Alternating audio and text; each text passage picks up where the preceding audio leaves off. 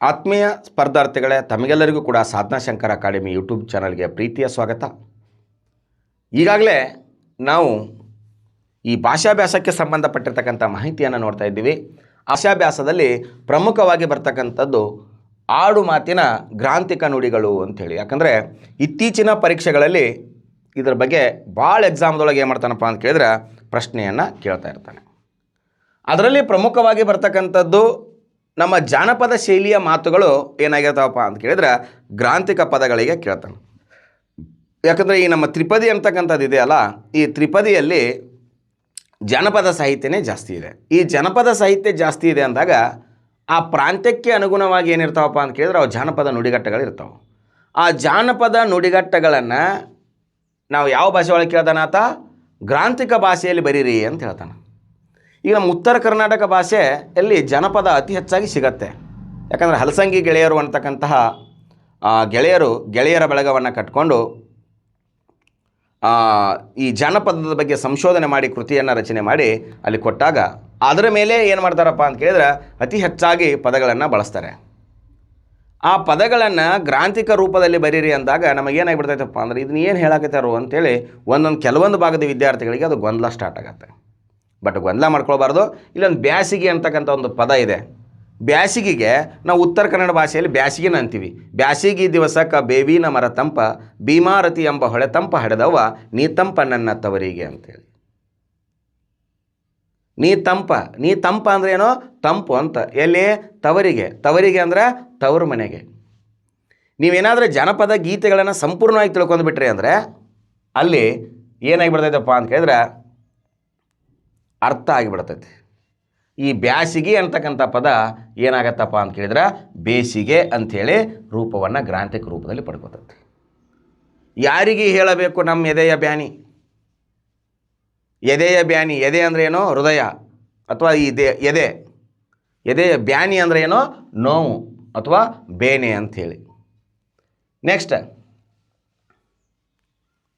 ಮ್ಯಾಲೆ ಅಂದರೆ ಏನೋ ಮೇಲೆ ಅಂತ. ಮ್ಯಾಲೆ ಏನೋ ಬಿದ್ದೈತಿ ನೋಡಪ್ಪ ಅಂತೀವಿ. ಮ್ಯಾಲೆ ಅಂದರೆ ಏನೋ ಮೇಲೆ ಅಂತ. ಹಂಗೆ ಒಳಗಿನಿಂದ ಗುಂಡು ಹೊಡೆದರೆ ಮುಂಗಾರು ಸಿಡಿದ ಹಂಗೆ,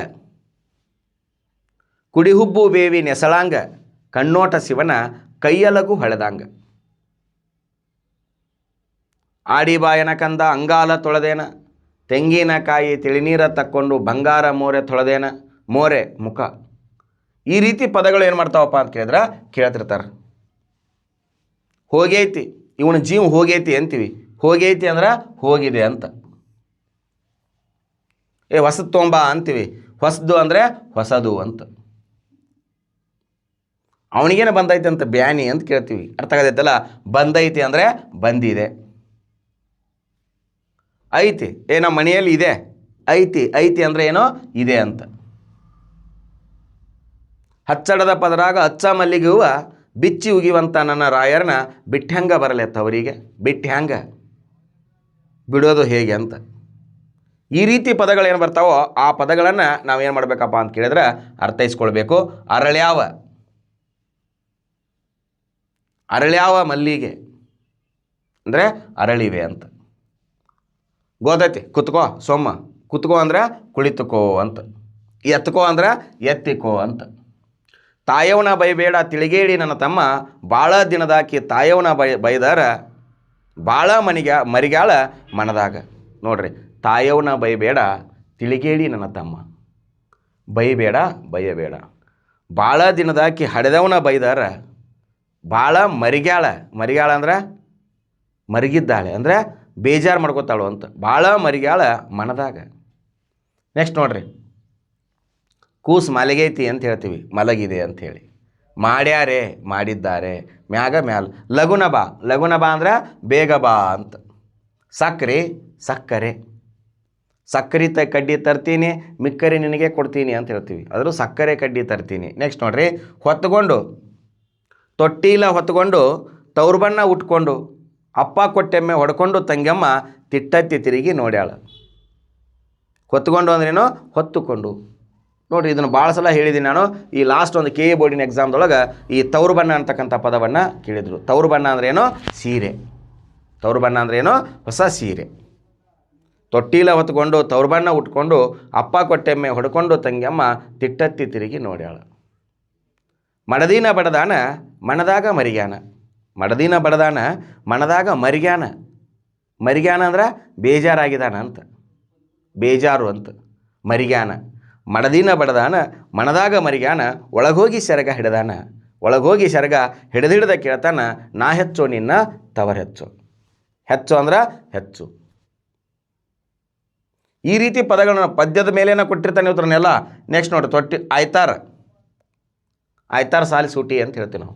ಆಯ್ತಾರ ಅಂದ್ರೆ ಏನೋ? ರವಿವಾರ. ಬಿರ್ರನೆ ಬಾ, ಬರ್ನ ಬಾರೋ ಅಂತ ಕರಿತೀವಲ್ಲ, ಅದೇ ಬೇಗನೆ ಬಾ.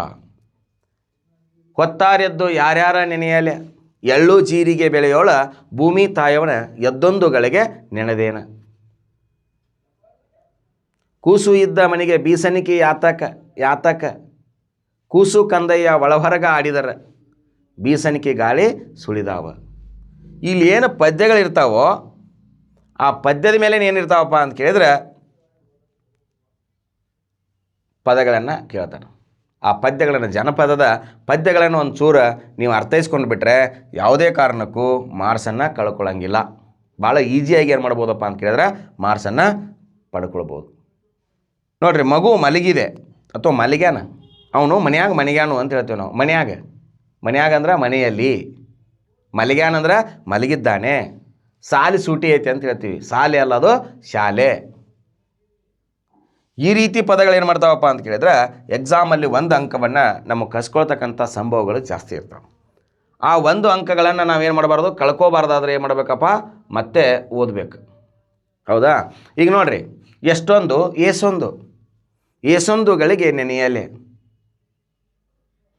ಏಸೊಂದುಗಳಿಗೆ ನೆನೆಯಲೆ. ಏಸೊಂದು ಅಂದ್ರೆ ಎಷ್ಟೊಂದು. ಕಟ್ಟಾನಿ ಕಟ್ಟ್ಯಾಳ ಕಟ್ಟಿ ಮ್ಯಾಲ ಕುಂತಾಳ, ಬಟ್ಟಲ ಗನ್ನ ತೆರೆದಾಳ ದಿಟ್ಟಿ ಸೋತಾವ ಒಳ ಹೋಗ. ನೋಡ್ರಿ, ಕುಂತಾಳ ಅಂದ್ರೆ ಕುಳಿತಿದ್ದಾಳೆ ಅಂತ, ಕುಂತಾವಳೆ. ನೋಡ್ರಿ, ಮರದ ಕೊಂಬೆಯ ಗೂಡಿನೊಳಗ ಹಕ್ಕಿ ಹಾಡತಾವ ಗೂಡಿನ್ಯಾಗ. ಗೂಡಿನ್ಯಾಗ ಅಂದ್ರೆ ಗೂಡಿನಲ್ಲಿ, ನಲ್ಲೇ ಅಲ್ಲ, ನಲ್ಲಿ. ಗ್ವಾಡಿ ಮ್ಯಾಲ, ನೆರಳದ ಗೋಡೆಯ ಮೇಲೆ ಅಂತ ಹೇಳ್ತೀವಿ. ಗ್ವಾಡಿ ಅಂದ್ರೆ ಏನೋ? ಗೋಡೆ ಅಂತ. ಈ ಜನ್ಮ ಯಾಕೆ ಬೇಕು, ಯಾತಕ ಬೇಕಾ ಈ ಜನ್ಮ ಅಂದ್ರೆ ಏನೋ? ಜನ್ಮ ಅಂಥೇಳಿ. ತಿಟ್ಟತ್ತಿ ಅಂದ್ರೆ ತಿಟ್ಟು ಹತ್ತಿ ಅಂದ್ರೆ ದೃಷ್ಟಿ ಇಟ್ಟು ಅಂತ. ಅದನ್ನೇ ಹೇಳಿದ, ತೊಟ್ಟಿಲ ಹೊತ್ಕೊಂಡು ತವ್ರ ಬಣ್ಣ ಉಟ್ಕೊಂಡು ಅಪ್ಪ ಕೊಟ್ಟೆ ಹೊಡ್ಕೊಂಡು ತಂಗ್ಯಮ್ಮ ತಿಟ್ಟತ್ತಿ ಅಂದ್ರೆ ದೃಷ್ಟಿ ಇಟ್ಟು. ಹಿಂಗೆ ನೋಡಾಕತ್ತಿದ್ವು ಅಂದರೆ ಭಾಳ ದೃಷ್ಟಿ ದೂರದವರೆಗೆ ಹೋಗುತ್ತೆ, ಅಂದ್ರೆ ಅಲ್ಲೇ ಏಕಾಗ್ರತೆ ಹೋಗುತ್ತೆ. ನಮ್ಮ ಅಜ್ಜ ಅಂದ್ರೆ ಎಲ್ಲ ಏನು ಮಾಡ್ತಿದ್ರು, ನಮ್ಮ ಅಕ್ಕ ತಂಗಿಯರನ್ನ ಕಳಿಸ್ಬೇಕಾದ್ರೆ ಹಿಂಗೆ ಕೈ ಮಾಡ್ಕೊತ ಏನು ಮಾಡ್ತಿದ್ರು, ಹಿಂಗೆ ನೋಡ್ತಿದ್ರು. ನೋಡ್ರಿ, ಅದೇ ಏನು ನೋಡೋದಪ್ಪ ಅಂತ ಕೇಳಿದ್ರೆ ತಿಟ್ಟೈತಿ. ನಿನ್ನ ಕೊಡ ತುಂಬೈತಿ, ನಿನ್ನ ಕೊಡ ತುಂಬಿ ಬಂದೈತಿ ಅಂತ ಹೇಳ್ತಾರೆ. ತುಂಬಿ ಬಂದಿದೆ ಅಂದರೆ ತುಂಬಿದೆ ಅಂತ. ನಿಂದ್ರೋ, ನಾನು ಬರ್ತೀನಿ. ನಿಂದ್ರೋ ಅಂದ್ರೆ ಏನೋ? ನಿಲ್ಲು ಅಂತ. ಉಂಡು ಹೋದ, ಕೊಂಡು ಹೋದ, ಉಂಡೋಗು. ನೆಕ್ಸ್ಟ್, ಭಾಳ ಚಂದೈತಿ ನಿನ್ನ ಮಾರಿ, ಎಷ್ಟು ಮಾಡಲಿ ಗುಣಗಾನ ಹೇಳೋಕ್ಕಾಗ್ತಾ ಇಲ್ಲ ಮನಸ್ಸಿಗೆ ಅಂಥೇಳಿ ಹೇಳ್ತಾನೆ ನಾವು. ಚಂದೈತಿ, ಚಲೋ ಐತಿ. ಕೂಸು ಇದ್ದ ಮನೆಗೆ ಬೀಸಣಿಕೆ ಆತು, ಅಳುವ ಕಂದನ ತುಟಿಯು ಹವಳದ ಕುಡಿ ಹಂಗ, ಕುಡಿಹುಬ್ಬು ಬೇವಿನ ಎಸಳಾಂಗ, ಎಸಳಿನ ಹಾಗೆ. ಕುಡಿಹುಬ್ಬು ಬೇವಿನ ಎಸಳಾಂಗ, ಕಣ್ಣೋಟ ಶಿವನ ಕೈಯಲಗು ಹೊಳೆದ ಹಾಗೆ. ನೋಡ್ರಿ, ಈ ರೀತಿ ಏನು ಮಾಡ್ತಾವಪ್ಪ ಅಂತ ಕೇಳಿದ್ರೆ, ನಮ್ಮ ಹೆಣ್ಣಿದ್ದ ಮನೆಗೆ ಕನ್ನಡಿ ಯಾತಕ, ಹೆಣ್ಣು ಸಣ್ಣವಳು ನನ್ನ ಮಗಳು ಒಳಹೊರಗ ಆಡಿದರ ಕನ್ನಡಿ ಹಾಂಗ ಹೊಳೆದಾಳ, ಕನ್ನಡಿಯ ಹಾಗೆ. ಇಲ್ಲೆಲ್ಲ ಅಲಂಕಾರಗಳದಾವ, ಸಾಹಿತ್ಯ ಇದೆ, ಮಾತು ಇದೆ, ಆಡು ಮಾತಿದೆ. ಅದ್ರ ಜೊತೆಗೆ ನಾವು ಏನು ಮಾಡ್ಬೇಕು, ಅದನ್ನು ಗ್ರಾಂಥಿಕೆಗೆ ಕನ್ವರ್ಟ್ ಮಾಡಬೇಕು. ನೀವು ನಾಳೆ D.Ed B.Edದವ್ರಿಗೆ ಏನು ಮಾಡ್ತಾನಪ್ಪ ಅಂದ್ರೆ ಪದ್ಯವನ್ನು ಉಲ್ಟಾ ಪಲ್ಟಾ ಕೊಟ್ಟು ಇದನ್ನು ಸರಿಯಾದ ಕ್ರಮದಲ್ಲಿ ಬರೀರಿ ಅಂತೇಳಿ PQRS ರೂಪದಾಗೂ ಮಾಡಬಹುದು. ಯಾವ ರೂಪದಾಗಾದರೂ ಪ್ರಶ್ನೆ ಕೇಳ್ಬೋದು. ಆ ಪ್ರಶ್ನೆಗಳು ನಮಗೆ ಏನಾಗಿರ್ಬೇಕಪ್ಪ ಅಂತ ಕೇಳಿದ್ರೆ ಬರೀ ಈಗ ಆಡು ಮಾತಿಗೆ ಗ್ರಾಂಥಿಕ ರೂಪಗಳು ಅಂತೇಳಿ ಅಷ್ಟೇ ನೆನಪಿರಬಾರ್ದು. ಅದರ ಜೊತೆಗೆ ಏನು ನೆನಪಿರ್ಬೇಕು ನಮಗೆ, ಆ ಪದ್ಯಗಳು ಕೂಡ ಸ್ವಲ್ಪ ನೆನಪಿರಬೇಕು. ಆ ಪದ್ಯಗಳು ಸ್ವಲ್ಪ ನೆನಪಿದ್ದು ಅಂದರೆ ನಿಮ್ಮನ್ನು PQRS ರೂಪದಾಗೂ ಕೇಳ್ತಾನೆ. ತೊಟ್ಟಿಲ ಹೊತ್ಕೊಂಡು ಒಂದು ಸಲ 2015-16 TETಯಲ್ಲಿ ಅದನ್ನು ಕಾಲಾನುಕ್ರಮದಲ್ಲಿ ಬರೆಯೋಕೆ ಹೇಳಿದ್ದ. ಅಂದರೆ ಅದನ್ನು PQRS ರೂಪದಲ್ಲಿ ಹೇಳಿದ್ದ, ಯಾವ ಲೈನ್ ಯಾವಾಗ ಬರ್ತೈತಿ ಅಂತ ಹೇಳಿ. ಅವು ಆ ರೀತಿಯಾಗಿಯೂ ಕೂಡ ಏನು ಮಾಡ್ಬೋದು ನಮಗೆ ಕೇಳಬಹುದು. ಅದಕ್ಕಾಗಿ ಆ ಪದ್ಯಗಳು ಕೂಡ ಒಂದು ಸ್ವಲ್ಪ ನೆನಪಿರಬೇಕು. ಅದರ ಜೊತೆಗೆ ಈ ರೀತಿ ಗ್ರಾಂಥಿಕ ಪದಗಳು ಮತ್ತು ಆಡು ಮಾತಿನ ಪದಗಳು. ಬಿಸಿಲಾಗ ನಿಂದ್ರಬೇಡ ಬಾ ಅಂತೀವಿ. ಬಿಸಿಲಾಗ, ಬಿಸಿಲಿನಲ್ಲಿ. ನಮ್ಮ ದಿನನಿತ್ಯ ನಾವು ಉತ್ತರ ಕನ್ನಡದಾಗ ಏನು ಮಾತಾಡ್ತೀವೋ ಆ ಆಡು ಭಾಷೆಗಳನ್ನು ಒಂದು ಚೂರು ಗ್ರಾಂಥಿಕದಾಗಿ ಹೋಗಿ ಹೆಂಗೆ ಅನ್ಬೋದು. ನಾವು ಶಾಲೆ ಅನ್ನಂಗಿಲ್ಲ, ಸಾಲಿ ಅಂತೀವಿ. ಸಾಲಿ ಬಿಟ್ಟ ಸರ್ವತ್ತಾತು, ಮಂಗ್ಯ ಬಂದ ಬಾಳೋತಾತು. ಸಾಲಿ ಬಿಟ್ಟ ಸರ್ವತ್ತಾತು. ಸರ್ವತ್ ಅಂದ್ರೆ ಏನು? ಮಧ್ಯರಾತ್ರಿ. ಮಂಗ್ಯ ಬಂದ ಬಹಳೊತ್ತಾತು, ಬಹಳ ಹೊತ್ತಾಯಿತು. ಮಂಗ್ಯ ಅಂದ್ರೆ ಏನು? ಮಂಗ ಅಂತ. ನೋಡ್ರಿ, ಇಂಥ ಪದಗಳಲ್ಲಿನ ಏನದಾವಪ್ಪ ಅಂತ ಕೇಳಿದ್ರೆ ಪ್ರಾಸ ಇದೆ, ಅದರ ಜೊತೆಗೆ ಏನಿದೆ? ಆಡು ಮಾತಿದೆ. ಆ ಪ್ರಾಸ ಮತ್ತು ಆಡು ಮಾತನ್ನು ನಾವು ನೀಟಾಗಿ ಏನು ಮಾಡಬೇಕಾಗತ್ತೆ? ಅರ್ಥೈಸ್ಕೊಂಡ್ರೆ ಸಾಕು. ನಮ್ಮ ಎಕ್ಸಾಮಲ್ಲಿ ಒಂದು ಅಂಕನ್ನು ನಾವು ಏನು ಮಾಡ್ಕೊಳ್ಬೋದು? ಪಡ್ಕೊಳ್ಬೋದು. ಈ ರೀತಿಯಾಗಿರ್ತಕ್ಕಂತಹ ಪದಗಳನ್ನು ಏನು ಮಾಡ್ಕೋಬೇಕು? ನೀವು ಸಂಶೋಧನೆ ಮಾಡ್ಕೊಳ್ಬೇಕು. ಅಂದರೆ ನಮ್ಮ ದಿನನಿತ್ಯ ನಮ್ಮ ಸುತ್ತಮುತ್ತಲೇ ಸಿಗ್ತಕ್ಕಂತಹ ಗಡಿಯಾಳ ಅಂತ ಹೇಳ್ತೀವಿ. ಗಡಿಯಾಳ ಅಂದರೆ ಏನು? ಗಡಿಯಾರ ಅಂತ. ಅರ್ಥ ಆಗತೈತಲ್ಲ? ಈ ರೀತಿ ಪದಗಳನ್ನು ನಮ್ಮ ದಿನನಿತ್ಯದಲ್ಲಿ ಬಳಸ್ತೀವಿ. ಆ ದಿನನಿತ್ಯದಲ್ಲಿ ಬಳಸ್ತಕ್ಕಂಥ ಪದಗಳನ್ನು ಒಂದು ಲಿಸ್ಟ್ ಮಾಡ್ಕೊಳ್ಬೇಕು. ಅವೇ ಏನಪ್ಪ ಅಂತ ಕೇಳಿದ್ರೆ ಆಡು ಮಾತಿಗೆ ಯಾವ ಪದಗಳು? ಗ್ರಾಂಥಿಕ ಪದಗಳು ಅಂಥೇಳಿ. ಸಿಂಪಲ್ಲಾಗಿನ ಆ ಪದ್ಯಗಳು ಕೂಡ ನೆನಪಿರ್ಬೇಕು. ಯಾಕಂದ್ರೆ PQRS ರೂಪದಲ್ಲಿ ಕೇಳ್ಬೋದು. ಹಿಂದೆ ಮುಂದೆ ಕೊಟ್ಟು ಇದು A ಮೊದಲು, B ನಂತರ, C ನಂತರ, D ನಂತರ ಹಿಂಗೂ ಕೂಡ ಏನು ಮಾಡ್ಬೋದು? ಕೊಡಬಹುದು. ಈಗ ನಾ ಏನು ಹೇಳಿಲ್ಲ, ಇದು ಯಾವುದಾದ್ರೂ ಒಂದು ಎಕ್ಸಾಮ್ದೊಳಗೆ ಈ ಪದ್ಯಗಳು ಬಂದಿರ್ತಾವ. ಈ ಪದ್ಯದ ಅರ್ಥಗಳಾದರೂ ಕೂಡ ಏನಾಗಿರ್ತಾವ? ಬಂದಿರ್ತಾವ. ಇದನ್ನು ಕೂಡ ನೀವೇನು ಮಾಡ್ಕೋಬೇಕಾಗತ್ತೆ? ಸ್ವಲ್ಪ ಅರ್ಥೈಸ್ಕೊಳ್ಬೇಕು. ಇಷ್ಟು ಮಾಡಿದ್ರೆ ಸಾಕು. ನಮಗೇನಾಗತ್ತಪ್ಪ ಅಂತ ಕೇಳಿದ್ರೆ ಭಾಳ ಈಸಿಯಾಗಿ ಒಂದು ಅಂಕನ್ನು ನಾವೇನು ಮಾಡ್ಬೋದು? ಪಡ್ಕೊಳ್ಬಹುದು. ಇದು ಆಡು ಮಾತಿಗೆ ಗ್ರಾಂಥಿಕ ಪದಗಳು ಅಂಥೇಳಿ. ಓಕೆ, ಧನ್ಯವಾದಗಳು. ಮತ್ತೆ ಮುಂದಿನ ವಿಡಿಯೋದಲ್ಲಿ ಭೇಟಿಯಾಗೋಣ. ನಮಸ್ಕಾರ.